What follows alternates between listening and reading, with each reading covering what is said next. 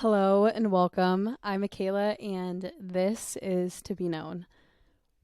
Today, I have a raspy voice, and I am terribly sorry if you hate it, and I'm also sorry if you love it because it's not going to last forever. But I decided to record today nonetheless. I lost my voice this past weekend. I had a great weekend with my friends. Love you guys. Um, love you guys. But yeah, I lost my voice and I've been waiting to record until it got a little better. And today is the day. But yeah, here we are. Anyways, getting into today's episode, now that I've noted that, cultivating self awareness. You may be familiar with this term, self awareness. You might not be familiar, but cultivating self awareness to me is honestly the pinnacle peak, the antithesis, if you want to put it that way, of getting to know yourself and personal growth. I think self awareness, it's something that you develop over time. When you are on this path of getting to know yourself, you're basically growing the muscle of self awareness. It is something that I think is a difficult thing to have. Not for me. For me, okay, if I'm going to be honest, I'm someone who I am chronically self aware. I feel like I've just had a high level of self awareness throughout my life. And I'm someone who I'm chronically self aware. Not everyone is this way, though. I think a lot of that has to do with kind of being a more anxious person, but self awareness is something that you learn over time. Being in your 20s, they're like, oh, like your full frontal lobe develops like some point in your 20s. That basically is self awareness. Like, that basically is you literally growing your frontal cortex, you literally growing your higher functioning thinking, you literally growing into self awareness. Anyways, moving on. What is self awareness? If you don't know the definition, I'm just going to tell you one that I kind of made up. But self awareness, it is the conscious knowledge and understanding of your emotions, your behaviors, your habits, your motives. Basically, to put it simply, it is the conscious knowledge of knowing what you do and why you do it. It's a two-parter. Knowing what you do and why you do it. That's that knowing and that understanding. I'm going to break it down a little bit more. Self-awareness, it is understanding your strengths, your weaknesses, your thought processes, your behaviors, your habits, your emotions, the way that you react to things, the way that you speak to yourself and the way that you speak to others or about others. These are all things that sort of encompass self-awareness. Once you become aware of the inner workings of yourself, then you look at the things that you do and you say, oh, that's why I do that. You know what I mean? So yes, those are the things that you do. But to understand why in self-awareness, it requires introspection. It requires reflection. And honestly, it kind of requires you to have an openness and willingness to explore your strengths and your weaknesses, the good parts of yourself and the bad parts of yourself, and being open to exploring the things about yourself that maybe aren't all that great or aren't all that easy to deal with. It takes a lot of just acceptance, and that can be hard when going into self-awareness. Sometimes we know things about ourselves that we're aware of, and the second that we have awareness of those things, the second that we realize why we do the things that we do, more likely than not, when you are looking at yourself and looking at your actions and being like, oh, like I hate that I do that, and like I know why I do that, and like I need to stop. The more you know about your why, the more that you have awareness towards it, the less likely you're going to be doing those things, if that makes sense. I think I'm getting a little bit ahead of myself with that one.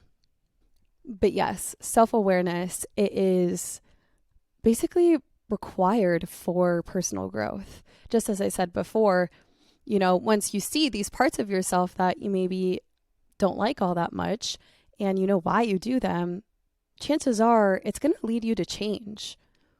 It's going to lead you to grow as a person. Think about the timeline of your life. Think about the things that you became conscious of within yourself and you're like, oh God, like maybe I didn't like that. Maybe you wanted to change. But once you had awareness of it, it probably allowed you to change. To me, I think that there are no negatives of self-awareness. And I say that as someone who is chronically self-aware because I'm an anxious person and I think a lot about the things that I do and the things that I say, and I think about people's perception of me. That's something that I know that I am aware of. I constantly am thinking about people's perception of me, which can be a positive or a negative, if I'm going to be completely honest. But yeah, there's so many benefits to being self-aware that once you hear all of them, you're going to be like, oh, damn, maybe I should tap into self-awareness. Maybe I should sit back with myself and think about the things that I do and think about why I do them and think about how I want to change. Some of the benefits of self-awareness include emotional regulation. When you understand your emotions, you are able to then look at why you react to things and the way that you do, and you're able to stop yourself. Sometimes in the moment, when you really fine-tune that self-awareness, sometimes you could see yourself reacting to something within the moment, and you're able to stop yourself if you're not reacting in a way that you want to. It's very closely tied with emotional regulation, this idea of self-awareness. Another thing that self-awareness helps you with is your decision-making skills. If you are aware of what you do and why you do the things that you do and what motivates you and your strengths and your weaknesses, it helps you listen to yourself and trust in your intuition. When you are aware of yourself, my golly gee, is that intuition strong, because you know who you are when you are self-aware and you know intrinsically what is right for you. Another benefit of self-awareness is more resilience. I think that when you are self-aware and you have knowledge of how you do things and how you cope with things and how you feel things and how you've overcome certain things, it helps you whenever, life will knock you down. Let's just be real. Life will knock you down. And when you are aware of how to care for yourself and how to pick yourself back up, when you have that awareness, nothing can get in your way. You will be able to get back to being happy and feeling fulfilled again when life knocks you down. Another benefit is just better relationships with people. When you're self-aware, you have that emotional regulation, you have that intuition, you know yourself, you know your reactions, and you know how you communicate, you know what's best for you, you know what's bad for you. and it will help you in every aspect of your life. For me, I'm just going to bring in a personal example. For me, for a while, I am such a people person, but I also have my energy drained by being around people pretty quickly. Like, I'm going to be honest, like, I love you, friends, but I need to have my moments of solitude to recharge. It's just how I am as a person. And, I realized that probably sometime like within my college years, and I allowed myself to recharge by myself instead of thinking like, oh, I need to be with people all the time. It was something that once I became aware of, my life changed, and I felt like I had more energy for myself and I had more energy for other people in all of my relationships in life.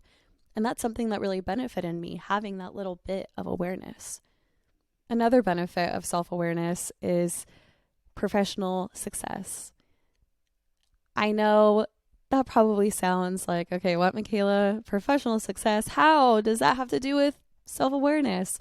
But when you are aware of the things that motivate you, the things that give you passion, you're aware of the ways that you can keep yourself disciplined, it can lead you to being more successful in your professional aspect of life. Because self-awareness, it doesn't just affect, a couple of things in your life, it affects everything. So of course, if you feel successful within yourself and you are aware of yourself and you know yourself, of course it's going to help you when you're at your job, because you know how to regulate yourself. If something is a little stressful at work, you know how to like, okay, take a step back. You have that awareness within you. You know what I mean? But yes, self-awareness, there's so many of these positives, and one that I just forgot to mention until just now is personal development and growth. I mean, I touched on that earlier, but it really is such a benefit. If you don't have self-awareness, if self-awareness is something that is a little bit weaker in you and you want to grow, the best way for you to grow is by focusing on enhancing your self-awareness, because everything else will follow. Everything, I promise. Last thing, actually, now that I'm thinking about it, the last benefit of self-awareness is this idea of living authentically and just being true to you. This is the premises of why I created this podcast, is because I want people to feel authentic in their lives. I want them to feel connected with themselves and with others. I want them to feel like they are just living life to the fullest. And when you are self-aware, you know what's the best for you. Like, you know what's the best for you. You know how to live a life that's authentically you when you have self-awareness.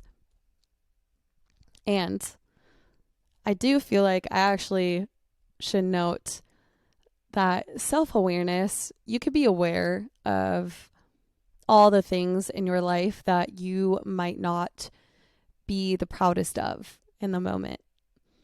And you might be like, okay, well, I have that self-awareness. Like, I know that I have this and that I'm not the proudest of, and I don't know how to change. I don't know how to move past that. I don't know how to get to this point of living authentically because I have these blockades within me. The second that you understand those blockades, the second that you are going to feel happier and more authentically you, and the second that you're going to allow yourself to change and to move past those ways that you have tried to protect yourself.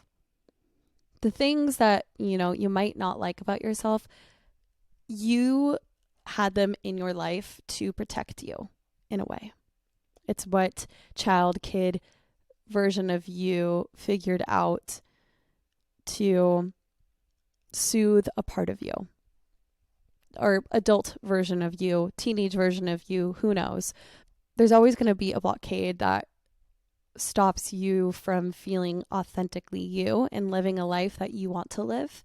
But once you have that self-awareness, you can overcome anything. You can live the life that you want to live, the things that have control over you right now.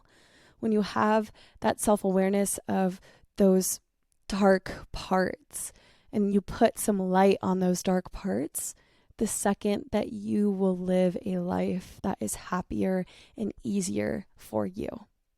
So yes, how can you tap more into this idea of self-awareness?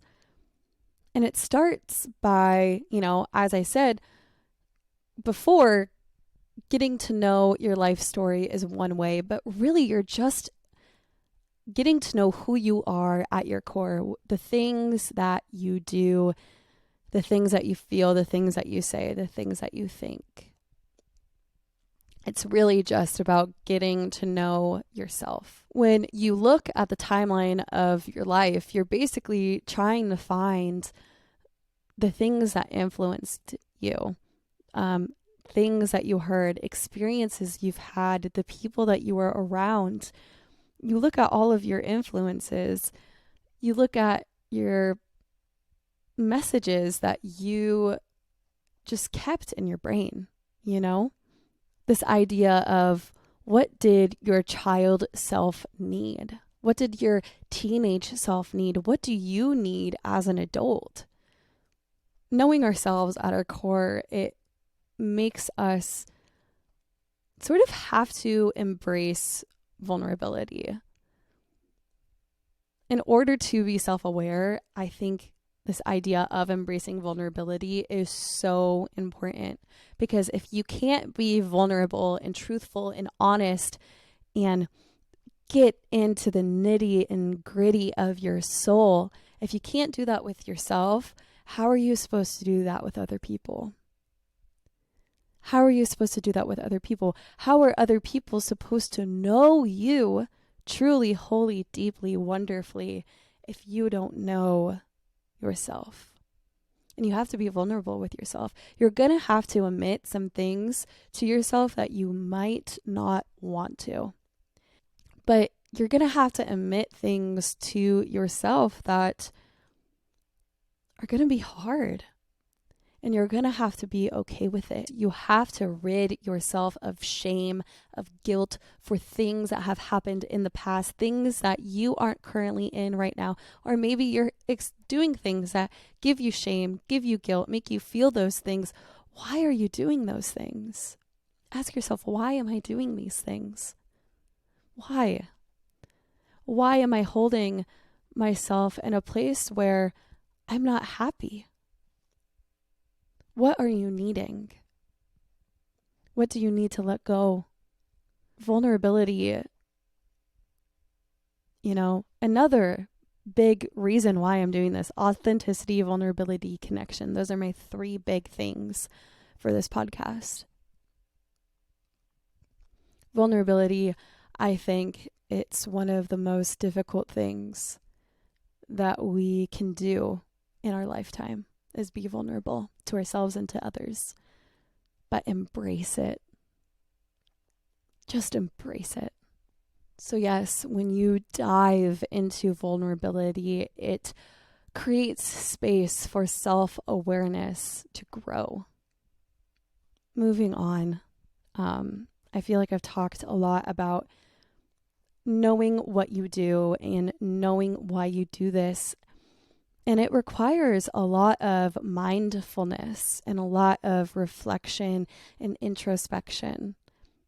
And it's important that you don't do too much. Don't do too much introspection. Don't do too much reflection. If it brings you a lot of pain, be very mindful about it. Be mindful in everything that you do. Honestly, that's just a blanket statement. Be mindful in everything that you do. Be intentional.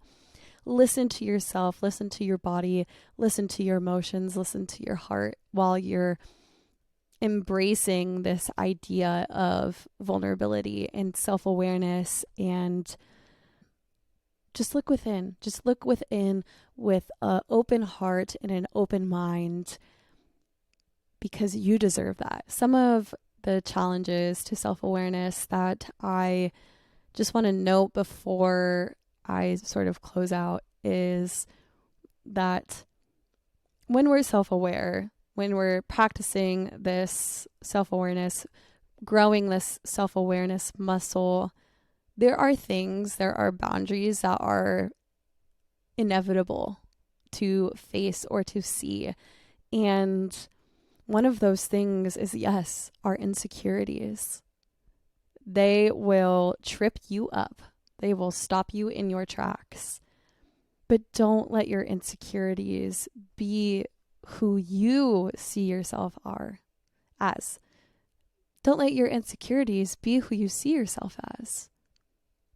Look at your strengths and your values and the good parts of yourself and see that for you. See that for who you are. Also, just self-doubt, which I feel as though is tied to the idea of insecurities, but doubting yourself, doubting if you can ever, move past the things that hold you down. You will be able to. I promise you that you can do anything that you set your mind to. Self-doubt, it is an energy sucker. It tells you to not get up. It tells you to stop trying. It tells you that you're not worth it. But let me tell you, you are. You are. Don't doubt yourself. Another thing is, don't compare yourself to others. Life is not a game. You are on your journey. There's no winner unless, there's no winner. There's no winner, if I'm going to be honest. But don't compare yourself to others. Don't compare yourself to your past self, especially if you're looking through the rear view mirror with, rose-colored lenses. I promise you, the best is yet to come. Don't think that life was better back there. You still have more great things to do. Or comparing yourself to other people, especially with social media, comparison it's really hard to not compare in the digital age. It's hard. It's hard. It's hard. It is very hard. I will say it a million times, but don't compare yourself to your friends. Don't compare yourself to your family. Don't compare yourself to just other people in general, because there's no baseline in comparison to other people that's going to tell you whether or not you're better off or you're worse off. It's a feeling within you. It's just a feeling within you. You can't compare yourself to others to validate yourself. Look for validation within. Do not compare yourself with others. Overcoming these, conflicts to self-awareness is simply by pausing and stopping yourself when you are having these moments and allowing yourself to practice self-awareness when you catch yourself doubting yourself, when you catch yourself comparing yourself, when you catch yourself having that negative self-talk in your head of just focusing on your insecurities. Stop yourself and be like, why am I doing that right now? What am I lacking right now that I'm trying to make up for by this thinking habits? Am I not feeling as fulfilled right now as I want to? And what can make me feel more fulfilled so that I don't doubt myself, so that I don't compare myself, so that I'm not focusing on all the things I hate about myself? Because those moments should offer you a spark of, okay, pause. Let me become self-aware. Let me connect with myself and let me help myself move on. Let me help myself cope with these things that hold me down. Self-awareness, as I've said, it has a million benefits and it changes shape over time. It changes shape throughout the course of your life. As you develop as a person, self-awareness becomes stronger and stronger. I mean, scientifically speaking, when we come out of the womb and we're little babies, we're infants, we don't realize that there are things that exist with like outside of ourselves. Like we come into the womb or into the world. We come into the world. I don't remember exactly how many months it is, like maybe like 6, 8, 10 a year. But for the first chunk of our lives, we literally think like, okay, we are everything and everything is us.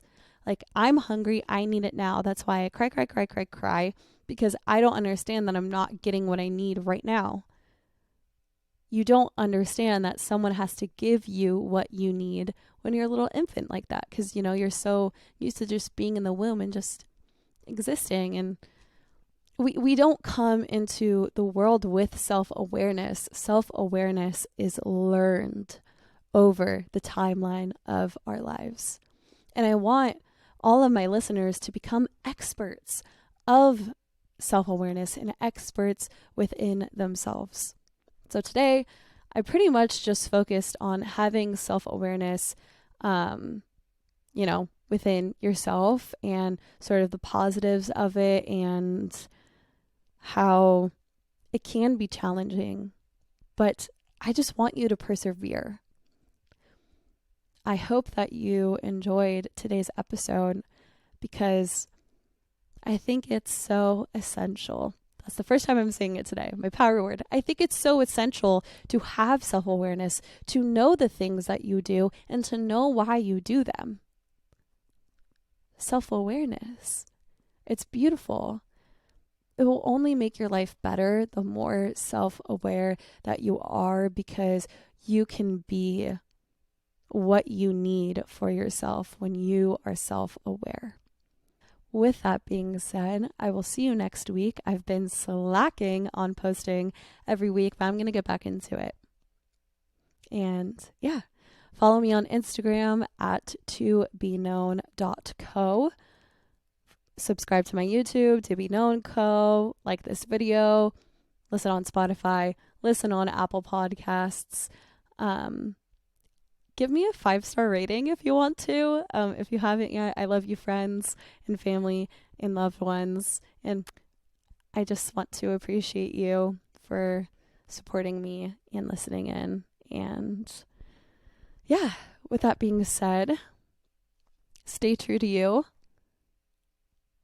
I'll talk to you next week. Bye.